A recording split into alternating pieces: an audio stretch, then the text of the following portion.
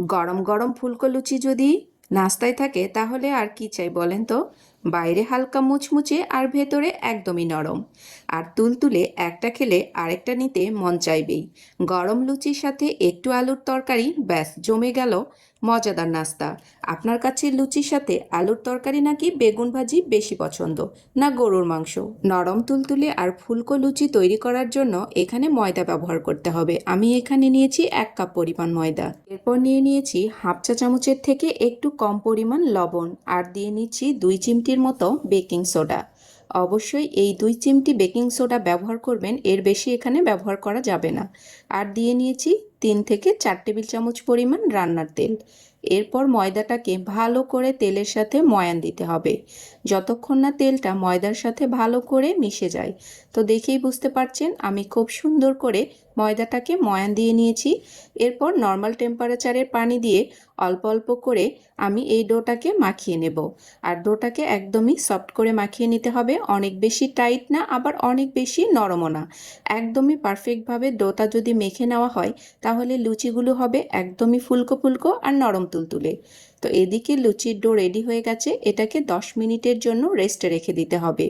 অবশ্যই রেস্টে রেখে দিতে হবে যদি আপনি ফুলকো ফুলকো লুচি তৈরি করতে চান। তো 10 মিনিট আমি এটাকে রেস্টে রেখেছিলাম। তো দেখুন লুচির ডোটা কতটা সুন্দর মোলায়েম আর সফট হয়েছে।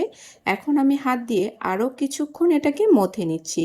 ভালো করে মাখানোর পরে লুচির ডোটা একদমই সফট হবে। এখন আমি ছোট ছোট বল কেটে নিচ্ছি লুচিগুলো ভাজার জন্য।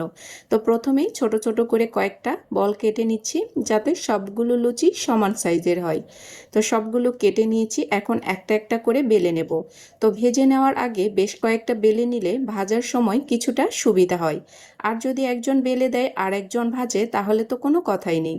আর যদি একা হাতে করা হয় তাহলে আগে থেকে যদি একটু প্রিপেয়ার করে রেখে দেওয়া যায় তাহলে ভাজার সময় খুব একটা বেশি প্রবলেম হয় না। তো আমি লুচিগুলোকে বেলে নেব। তো সামান্য একটু তেল দিয়ে নিচ্ছি। তো আমি এখানে কোনো ময়দা ব্যবহার করিনি, একটু একটু তেল দিয়ে আমি লুচিগুলোকে বেলে নেব। আপনারা এভাবেই বেলে নেবেন, চাইলে একটু ময়দা দিয়েও বেলে নিতে পারেন। তো আমি এখানে 5-6টির মতো বেলে নিয়েছি, এখন এগুলোকে ভেজে নেব। তেলটা এদিকে গরম হয়ে গেছে, গরম তেলে লুচিগুলো ছাড়তেই দেখুন একদমই বলের মতো ফুলে উঠছে। দেখেই বুঝতে পারছেন কতটা পারফেক্ট হয়েছে। আর এটা একদমই লালচে কালার হবে না, সাদা কালারের লুচিগুলো তৈরি হয়ে গেছে। ফুলকো ফুলকো এইরকম সাদা লুচি তৈরি করতে চাইলে অবশ্যই এই টিপসগুলো ফলো করবেন। যাদের লুচি ফুলকো আর সাদা হয় না তারা এইভাবে একবার বাসায় তৈরি করে দেখবেন। আর এইভাবে গরম গরম লুচি তৈরি করে সাথে সাথে আলুর তরকারি, গরুর মাংস যে কোনো কিছুর সাথেই বেশ ভালো লাগে। সকালের নাস্তায় বা সন্ধ্যের নাস্তায় বেশ জমে যায়।